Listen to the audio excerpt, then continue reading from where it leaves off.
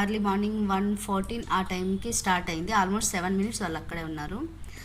Morning కనుక మేము చూసుకోకుండా ఉంటే మాకు కూడా తెలిసేది కాదు ఇలా ట్రై చేశారని. ఎక్కడికో వెళ్ళడానికని బైక్ స్టార్ట్ చేద్దామని తీశారంట.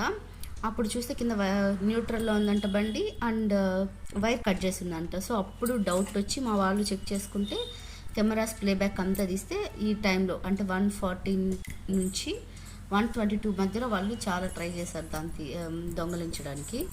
సో ఇతను వెళ్ళిపోతాడు. ఒకరు చెక్కింగ్, ఒకరు చూసుకుంటా అంటారనమాట ఎవరైనా వస్తారని, ఇంకొకరు ఇక్కడ తీయడము.